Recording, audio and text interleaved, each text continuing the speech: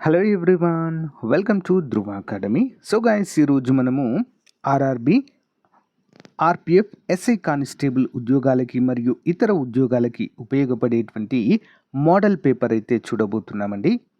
ఇది వరుస క్రమంలో 78వ మోడల్ పేపర్గా మనమైతే చూడబోతున్నాము. చాలా అంటే చాలా ఇంపార్టెంట్. వీడియోని చివరి వరకు చూసిన తర్వాత వీడియో మీకు నచ్చితే లైక్ చేయండి, తప్పకుండా మీ ఫ్రెండ్స్తో షేర్ చేయండి. పీడిఎఫ్ లింక్ వీడియో డిస్క్రిప్షన్లో ఇస్తాను, అందరూ కూడా డౌన్లోడ్ చేసుకోండి. Okay, question number 1.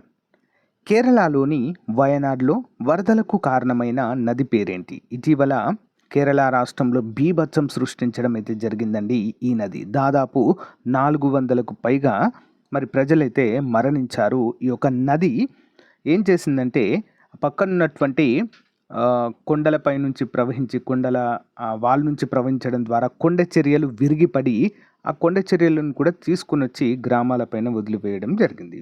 సో దాని ద్వారా చాలామంది అయితే మరణించారు. ఎక్కడండి మరి అంటే ఇది కేరళలో. దీనికి కారణమైన నది చెలియార్ నది. ఓకే, చెలియార్ అనేటువంటి నది దీనికి ప్రధాన కారణంగా మనం చెప్పుకోవచ్చు. సో మీ అందరికీ కూడా చిన్న క్వశ్చన్ అండి. ఈ చెలియార్ అనేటువంటి నది జన్మించినటువంటిది ఎక్కడ? అంటే ఎక్కడ జన్మించిందంటే తూర్పు కనుమల, పశ్చిమ కనుమల్లోన? సో కామెంట్ చేయండి. మీకు తెలియకపోతే చెలియార్ అని చెప్పేసి కామెంట్ చేయండి, ఆన్సర్ చెప్తాను. నెక్స్ట్ 1. జీవక్రియను క్రమబద్ధం చేయడానికి తోడ్పడే మూలకాలు ఏవి? జీవక్రియను క్రమబద్ధం చేయడానికి తోడ్పడేటువంటి మూలకాలు 22వ ఆప్షన్ 4 అండి. పైవన్నీ అండి. సోడియం, పొటాషియం, కాల్షియం మరియు మెగ్నీషియం జీవక్రియను క్రమబద్ధం చేయడానికి తోడ్పడే అత్యవసరమైనటువంటి మూలకాలుగా చెప్పుకోవచ్చు. నెక్స్ట్ 1. పిట్యూటరీ పూర్వలంబిక నుండి విడుదలయ్యే హార్మోన్లు ఏవి?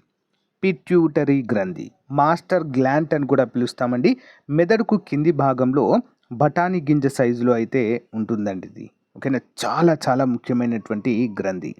మరి దీని నుంచి ఏ హార్మోన్స్ విడుదలవుతాయి? ఆప్షన్ 4 అన్నీ కూడా చూద్దాం. వృద్ధి హార్మోన్ మరియు థైరోట్రాపిక్ హార్మోన్ విడుదలవుతుంది. ఆడ్రినోకార్టికోట్రాపిక్ హార్మోన్ విడుదలవుతుంది. గొనాడోట్రాపిక్ హార్మోన్ అనేటువంటివి ఈ యొక్క పిట్యూటరీ గ్లాండ్ నుంచి విడుదల కావడం అయితే జరుగుతుంది, పిట్యూటరీలోని పూర్వలంబిక నుంచి ముఖ్యంగా. Okay, next 1. ఈ క్రింది వానిలో హిమాచల్ ప్రదేశ్ యొక్క జానపద నృత్యము కానిది ఏది? ఈ క్రింది వానిలో హిమాచల్ ప్రదేశ్ యొక్క జానపద నృత్యము కానిది? ఆన్సర్ ఆప్షన్ 4 అండి. తకానీ అనేటువంటిది కాదండి, హిమాచల్ ప్రదేశ్కు చెందింది కాదు. తామన్, చపేలి, మహాతు అనేటువంటివి హిమాచల్ ప్రదేశ్ రాష్ట్రంలో జానపద నృత్యాలుగా ప్రసిద్ధిగాంచాయి. నెక్స్ట్ 1. ఈ క్రింది వానిలో ఉత్తరాఖండ్ యొక్క జానపద నృత్యం ఏది? ఈ క్రింది వానిలో ఉత్తరాఖండ్ యొక్క జానపద నృత్యము. ఆప్షన్ 1 గార్వాలి, జుమేలో, జగర్, చౌపూలా. ఇవన్నీ కూడా ఉత్తరాఖండ్ రాష్ట్రంలో ప్రసిద్ధ జానపద నృత్యాలుగా ప్రసిద్ధి చెందాయి. సో గైస్, మనకి ఈ యొక్క జానపద నృత్యాలు కావచ్చు, గిరిజన పండుగలు కావచ్చు, సాంప్రదాయ నృత్యాలు కావచ్చు, వీటి నుంచి ఒక మార్కు కంపల్సరిగా వస్తుంది. Okay, next 1. ఇజ్రాయెల్లో చిక్కుకున్న భారతీయులను స్వదేశానికి తరలించేందుకు కేంద్ర ప్రభుత్వం చేపట్టిన ఆపరేషన్ పేరేంటి? ఓకేనా, మరి ఇజ్రాయెల్కి హమాస్ ఉగ్రవాదాలకు మధ్య జరిగినటువంటి యుద్ధంలో అక్కడ భారతీయులైతే కొంతమంది చిక్కుకోవడం అయితే జరిగిందండి. మరి వారిని భారతదేశానికి తీసుకురావడానికి చేపట్టినటువంటి ఆపరేషన్ పేరేంటి మరి? Answer option 3 operation Ajay. Okay, operation Ajay అనేటువంటిది చేపట్టారు. నెక్స్ట్ 1. స్వతంత్ర భారతదేశ రాజ్యాంగాన్ని రచించే చారిత్రాత్మక విధిని భారత రాజ్యాంగ నిర్మాణ సభ దాదాపు 3 సంవత్సరాల కాలంలో పూర్తి చేసింది. అయితే ముసాయిదా రాజ్యాంగాన్ని చర్చించడానికి ఎన్ని సమావేశాలు, ఎన్ని రోజుల సమయము తీసుకున్నారు? 27. ఆన్సర్ ఆప్షన్ 4 11 సమావేశాలు, మొత్తం 165 రోజులు తీసుకొని మరి దీన్ని అయితే ఫైనలైజ్ చేయడం అయితే జరిగింది. నెక్స్ట్ 1. ఉపరాష్ట్రపతి దేనికి పదవి రీత్యా ఎక్స్ అఫీషియో చైర్మన్గా ఉంటారు? దేనికి ఉంటారండి? ఆన్సర్ ఆప్షన్ 2 రాజ్యసభకి చైర్మన్గా వ్యవహరిస్తారు ఉపరాష్ట్రపతి. నెక్స్ట్, భారతదేశంలో పంచవర్ష ప్రణాళిక భావనను ఎవరు ప్రవేశపెట్టారు? భారతదేశంలో పంచవర్ష ప్రణాళికలు అనేటువంటి భావన. ఆన్సర్ ఆప్షన్ 2 అండి. జవహర్లాల్ నెహ్రూ ప్రవేశపెట్టడం అయితే జరిగింది ఈ యొక్క పంచవర్ష ప్రణాళికల యొక్క భావన. మరి భారతదేశానికి ప్రణాళికలు అవసరమని చెప్పిన వ్యక్తి ఎవరంటే సుభాష్ చంద్రబోస్. ఓకేనా, రెండింటికి తేడా. అండ్ భారతదేశ ప్రణాళికల పితామహుడు ఎవరు అంటే Mokshagundam Visvesvaraya. So 3 different questions అండి. 3 డిఫరెంట్ క్వశ్చన్స్కి 3 పర్సన్స్ ఉంటారు, గమనించాలి. నీతి ఆయోగ్ ముసాయిదా ప్రకారం ఎన్ని రకాల ప్రణాళికలను తయారు చేశారు? నీతి ఆయోగ్ ముసాయిదా ప్రకారం ఎన్ని రకాల ప్రణాళికలు? ఆన్సర్ ఆప్షన్ 4 అండి. పైవన్నీ కూడా 15 సంవత్సరాల దీర్ఘ ప్రణాళిక, 7 సంవత్సరాల మధ్యాంతర ప్రణాళిక, 3 సంవత్సరాల స్వల్పకాలిక ప్రణాళికలను తయారు చేయడం జరిగింది నీతి ఆయోగ్. అంతకుముందు మనకి 2015 జనవరి 1 కంటే ముందు నీతి ఆయోగ్ ప్లేస్లో ఏముండేది? ప్రణాళిక సంఘం ఉండేది. దాన్ని తీసేసి నీతి ఆయోగ్గా మార్చడం జరిగింది. ఇదొక చట్టబద్ధమైనటువంటి అంటే ప్రత్యేకంగా ఏర్పాటు చేసినటువంటి ఒక సలహా సంఘం మాత్రమే అండి. ఓకేనా, నీతి ఆయోగ్. దీనికి చట్టబద్ధత లేదు, అంటే రాజ్యాంగంలో ఎక్కడ కూడా దీని గురించి ప్రస్తావన అయితే ఉండదు. ఇదొక సలహా సంఘం మాత్రమే. నెక్స్ట్ వన్, శ్రీ జాకీర్ హుస్సేన్ కళారంగం నుండి 2023కి గాను పద్మభూషణ్ అవార్డు పొందారు. అయితే అతను ఏ రాష్ట్రానికి చెందిన వ్యక్తి? శ్రీ జాకీర్ హుస్సేన్ 2023లో పద్మ విభూషణ్ వచ్చిందండి. భారతదేశంలో 2వ అత్యుత్తమ పౌర పురస్కారము. మరి ఏ రాష్ట్రానికి చెందిన వారు వీరు అంటే answer option 4 Maharashtra. Next one, Bharat పాకిస్తాన్ల మధ్య వివాదాస్పదమైన సియాచిన్ హిమనీనాదము ఎక్కడ ఉంది?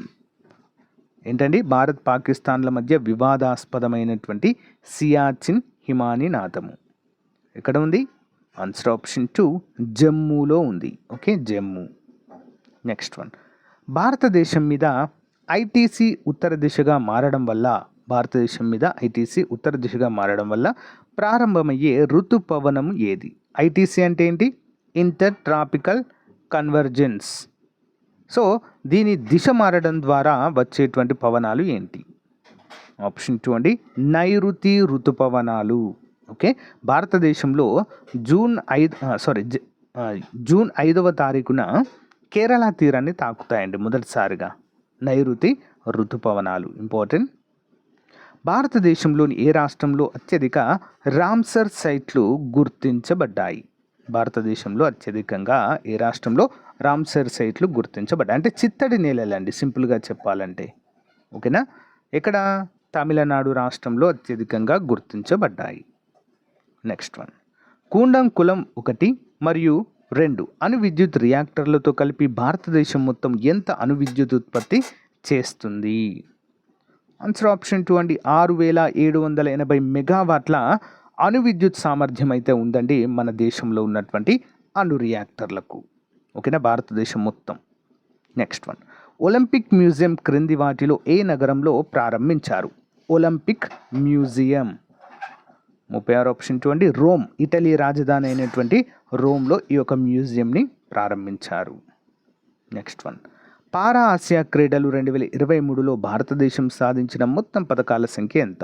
పారా ఆసియా క్రీడల్లో ఎన్ని పథకాలు సాధించిందండి? 37 ఆప్షన్ 4 అండి, 111 పథకాలు సాధించింది. నెక్స్ట్ వన్, సైమన్ కమిషన్ ఎప్పుడు ఏర్పాటు చేశారు? సైమన్ కమిషన్ ఎప్పుడు? 1927వ సంవత్సరంలో సైమన్ కమిషన్ వేయడం అయితే జరిగింది. నెక్స్ట్ వన్, అమృత్ బజార్ పత్రిక స్థాపకులు ఎవరు? అమృత్ బజార్ పత్రిక స్థాపకులు ఆన్సర్ ఆప్షన్ 3 అండి, శిశిర్ కుమార్ ఘోష్. ఎవరు? శిశిర్ కుమార్ ఘోష్ మరి ఈ యొక్క అమృత్ బజార్ పత్రికను స్థాపించడం జరిగింది. నెక్స్ట్ వన్, పిఎస్ఎల్వి C56 ద్వారా ఇస్రో అంతరిక్షంలోనికి ప్రవేశపెట్టిన డిఎస్ఎస్ఏఆర్ శాటిలైట్ ఏ దేశానికి చెందినది? ఆన్సర్ ఆప్షన్ 1 సింగపూర్ దేశానికి చెందినటువంటి ఉపగ్రహం అండి ఇది. అంటే మన దేశము ఇతర దేశాలకు సంబంధించినటువంటి ఉపగ్రహాలను కూడా మన శాటిలైట్ లాంచింగ్ సెంటర్స్ నుంచి ప్రవేశపెడుతుందండి. ఓకేనా, మనం ప్రయోగించేటువంటి లాంచింగ్ వెహికల్స్ ఏవైతే ఉన్నాయో చాలా తక్కువ చీప్ కాస్ట్లో ఉంటాయండి, చాలా తక్కువ ఖర్చుతో కూడినటువంటివి. అంతేకాకుండా యాక్యురేట్గా మంచి పర్సంటేజ్ సక్సెస్ పర్సంటేజ్ అనేది చాలా ఎక్కువగా ఉంటుంది. మనది తక్కువ ఖర్చు ప్లస్ ఎక్కువ సక్సెస్ రేట్ అనేది ఉంటుంది. అందుకే చాలా దేశాల వారు మన దేశంలో ఉన్నటువంటి ఇస్రోను సంప్రదించి వారి యొక్క ఉపగ్రహాలను అంతరిక్షంలోనికి పంపడానికి మరి సేవలైతే తీసుకుంటారు మన దేశం నుండి. సో గైస్, ఇది అప్డేట్. మరి మీకు నచ్చితే లైక్ చేయండి. ప్రతిరోజు ఒక మోడల్ పేపర్ అందజేస్తాను. ఒకరోజు ఎస్ఎస్సి, మరొక రోజు RRB. Okay, thank you guys. Thank you for support. Have a nice day. By.